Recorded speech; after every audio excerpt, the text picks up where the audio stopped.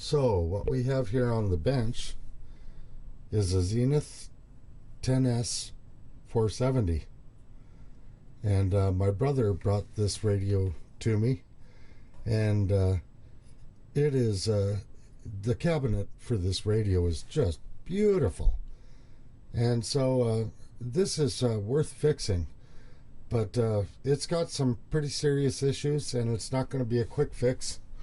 Right here is the I-tube socket. All of the wires on the I-tube socket were flaking away. The insulation, whatever rubber they used on these, just is not real good rubber.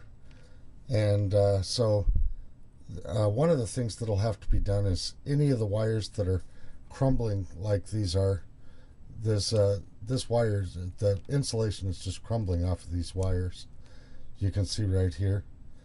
And so of course this I-tube will have to be rewired, and a lot of the wires in this will have to be redone. The wires over here on this, you can see that they're all crumbling, and so a lot of it is the wires have to be redone. And then another thing is this has several bad capacitors in it, so we'll take a look at that here in a second. So this is the underside of this Zenith 10S 470, and you can see that they're like this capacitor, this one, this one, this one, this one, this one, this one, this one. The ones that are cleared, they're way under here. And then of course there's the electrolytics are going to have to be replaced as well. And so there's a lot of capacitors that have to be replaced on this radio. Several. We're going to have to come up with a new system for the dial. Probably put a new belt on this, some type of a belt. And also the band switch had to be repaired on this because it was broken. So this has been JB welded now, and the band switch is good to go. So that's been repaired already. But yeah, there's a lot of work to do here, and we'll get to it. And what we'll do is we'll go in and we'll replace the capacitors that are closest to the top of the chassis first, because they're the ones that are real hard to get to, and it's always a good idea to replace those first, then replace the ones that are further up second. So we'll do that way. We'll check all of the resistors in here, make sure that the resistors are good as well. So that's the plan for this radio, and there's quite a bit of work to be done here. So the magic I-tube socket has been rewired. It's got a new 1 megohm resistor installed between pin 2 and pin 4. All of the wires are different colors except for the heaters. The heater in the tube, both the wires for the heater are black. There's been a lot of stuff out on the internet about how to get this plastic piece off from the inside of this socket. What I found worked real well was I turned the socket over on its face, stuck a Phillips screwdriver in the back, and slapped it with my hand, and this popped right out. Now I may have to JB weld that back in, but at any rate, the socket is rewired and ready to go. Okay, so now we're going to move on to the replacement of some of these wires that are just decaying and falling apart. These particular ones go to the automatic tuner over here. You can see that I've already taken the tip off of this one. That little tip slides into the back of that automatic tuner there. And one of the things about this particular wire when we replace it is that it's got wraps around it from this other wire, and that's a coupling device that they use. So we'll count the wraps. There's 1, 2, 3 wraps basically. So when we put the new wire in, we'll wrap it as well. Well, we've replaced all of the crumbling wires. The white one here, the 3 wraps around it. We've got the blue one here, which was previously brown, but it was crumbling as well. That one's really hard to solder. It's way back up in there. And then there's the ground that goes out to that right here, this black wire. And so you can see them all over here, hopefully. Those are on the automatic tuner. And they've been labeled up, and they're ready to go. So now I could disconnect that from the radio and get on with replacing capacitors and some of the other wires that are crumbling away. So we've put in the new wires for the automatic tuning block, and the next thing is going to be, we're going to have to put in the new wires for the new I-tube socket. And to do that, we're going to have to take these wires, pull them through the chassis, and then figure out where each one of them goes and wire in the new I-tube socket. So that'll be the next thing on the block. Okay, so moving on with this repair job, which is pretty extensive. I've got the wires here coming from the socket for the I-tube, and these are all of the wires that were previously hooked up to the I-tube, and they've been labeled. So you see here, there's the heater wire, here's a heater wire, here's the cathode, here's the grid, here's the anode. So these are all ready to be, these wires to be taken out, and these wires here, over here, to be hooked up, so that I can get my I-tube socket back. Now, wherever I do this, and there's a capacitor hooked to one of the solder joints that I need to hook up to, I'll have to replace the capacitor at the same time. So this is going to be a little bit lengthy. You can see as far as we've come along so far with the capacitors, there's 1, 2, 3, 4, 5, 6, 7 of them replaced. All of these brown ones need to be replaced. So there's a lot of work here left to be done. But I think I want to get these wires hooked up while I'm doing these capacitors down here too. So we'll come back after that. Here's a little look into the disintegrating wire insulation problem. These wires that came from the Magic I-tube, they're just, if you can see this when I do this, this insulation is so brittle that all I have to do is roll it with my fingers and it falls off there. So you can see why that holds, all of those wires needed to be replaced. They're just going to pieces. So by the time you're done, there's nothing left but bare wire, and that's why these wires needed to be replaced. And not every wire in this radio has that rubber insulation, and in fact most of the wires don't have it, but the wires that came from the I-tube sure do. There's a couple of other ones that may or may not be a concern. I'll take a look at them, and where I need to, I'll replace them. So boy, it's taken quite a while. You can see how many capacitors here needed to be replaced. And of course then there's the crumbling wires have been replaced as well. One thing that I haven't gotten to yet are the electrolytic capacitors. These here, I'll be replacing those too. But you can see all of the capacitors that are replaced, and they're way down in here. They're really hard to get to, and it's been a pretty long process. And believe me when I tell you, there are some here you can't even see. They're buried so far.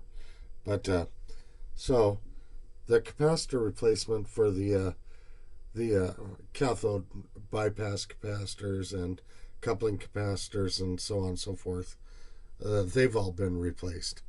But the electrolytic capacitors are yet to go. So that's what I'll be taking on tomorrow.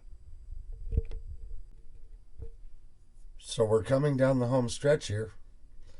So we've replaced all of these coupling and bypass capacitors. And there were several of them. I think there were 21 altogether, somewhere in that neighborhood. This was not a trivial job here. And then the 2 filter capacitors, both replaced right there. And last but not least, and I lost the third one, but every 47, excuse me, 400 and, no, they were 47 k ohm resistors. Every single 47 k ohm resistor in this radio needed to be replaced. For some reason, they all went extremely high. The dog bone resistors, sometimes you run into that. But most of these dog bone resistors are good. But boy, not these 47Ks.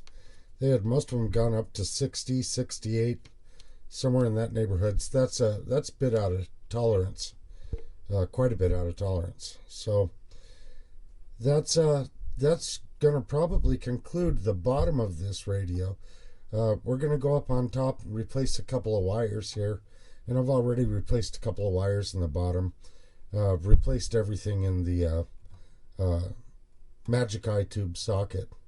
And replaced the wires that are going off to the tone control as well. So anyway, we'll come back in a bit and see what else there is to do. Of course, it's going to need an alignment, and we'll see how that all goes. Well, that escalated really fast. I thought that this tuning capacitor was connected to the shaft here with a rubber belt, but instead it's attached with string. So I had to take the whole front of the radio off and to get to this drum, and that string is broken, so I'm going to have to do some string art here. And that will consist of attaching one piece of string to this spring, running it through this hole, running it around 2 loops down in here around this shaft right here, 2 or 3 loops of string around that, and then bring it back up the other side and around and tie that to the spring as well. So it looks like I've got a string art project on my hands here, and I guess when I get that completed, I'll show it to you. Okay, so the string is hooked up, and we've got good travel all the way to the left, all the way to the right.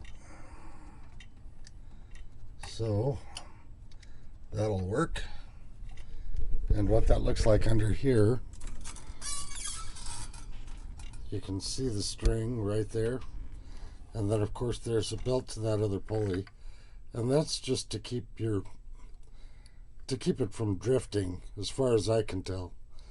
That'll just puts a little bit more tension on it so that it doesn't roll off the station too quick. So mission accomplished there, and I guess it's on to the next thing, which the next thing is going to be, I need to replace this wire that goes into this IF can. So I'm going to have to take the IF can off for that. It's again, it's the crumbling wire syndrome here. You can just see that insulation is just crumbling right off. So I'll take off that IF can and put a new wire on that. Okay, so we can see the IF coil is out here, and here's that decayed wire, and that goes through this ceramic insulator, and it ties on to one of these very delicate wires. I am really not interested in desoldering that. The wire comes through, and the coil is attached to the wire.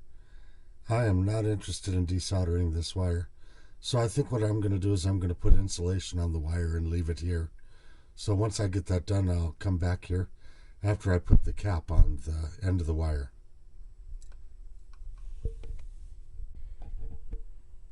Okay, so this is all insulated up and ready to go. Now I'll put it back in the IF can and put the cap, the metal cap back on it. Okay, so the IF can is back together. That wire is insulated plenty good. It won't be rubbing. My fear was that it was going to rub against the ground. Then I'd lose the signal out of the IF stage. Pretty sure that that's coupled to the next grid. So anyway, I think that we're pretty well set here to start reassembly on this thing. I have to put a power cord on it, and then kind of reassemble the whole radio and see how it's running, and then probably do an alignment on it. Well, here's a look at all of the dead soldiers, except for there's one resistor just like this that's missing. I replaced 3 of these 47,000 ohm resistors. All the wax capacitors have been replaced. This one right here, it's a pretend mica capacitor, and it's not really mica at all. It's a paper capacitor on the inside. That goes across the input of the AC line on this radio. I wanted to make sure that I replaced that with a safety capacitor here. So all of these waxies have been replaced. The electrolytics have been replaced, and it's got its new dial string on. Also have a new belt on the bottom that goes over to this pulley, and that whole assembly is working really good. Don't have any issues with that. It's working just fine. So the next thing will be to put the dial face back on and put the pilot lamps in, which were not in here. It took me a long time to figure out which ones are supposed to go in there. They're number 44s, 6.3 volts, 0.25 amps. So those are the pilot lamps that'll go back in there. Then I'll be putting the tubes in this thing, and we'll be bringing it up for the first time. So there's one more look at your dead soldiers.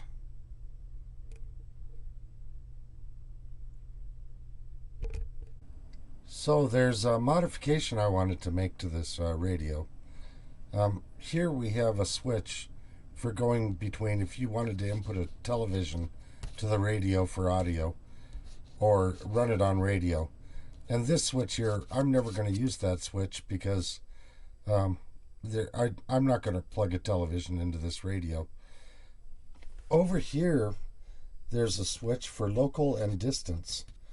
What this switch does is it puts these 2 resistors in parallel in the cathode circuit of this 1232 tube.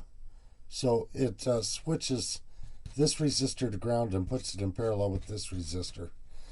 And that switch was located on the wave magnet in the console radio, but I don't have that wave magnet. I'm going to plug an antenna straight into this, and that wave magnet did not come with the radio, but I'd still like to have that option. So what I did was I took this switch and I adapted it to be the switch for local and distance. And so now you can see that cathode circuit, and you can see, hopefully, if there's not too much glare, you can see that it's measuring at 71.7 ohms. Let me see if there's too much glare or not. Then when I flick the switch for distance, down it goes to 29.4, just a little bit below 30, because it puts that 30 ohm resistor in parallel. So that's in the local position and then in the distance position. So I did that little modification on this switch to be able to do that without having to have the wave magnet installed in this radio.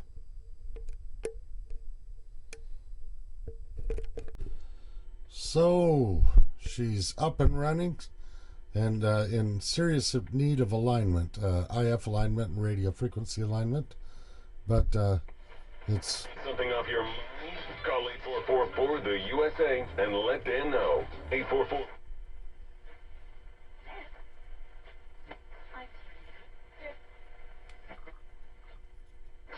An old school hack legacy goon commie. In the middle of his midweek press conference. Like prime time. Always thought that. You know, it's like,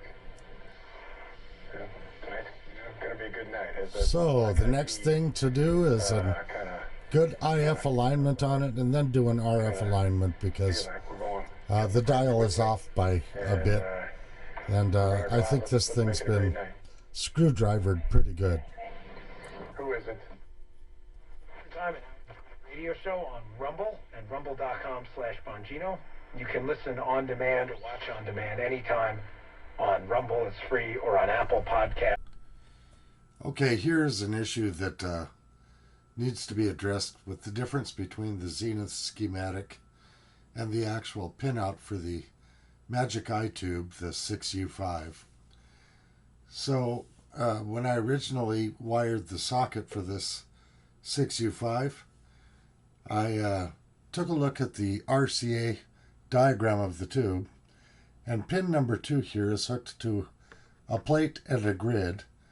Pin number 4 is just hooked to a plate. So my assumption was that on the Zenith diagram, that pin 2 was hooked to the plate, and that pin 2 was hooked to the grid and the plate, and that pin 4 was hooked just to the plate, just like it is on the RCA diagram here.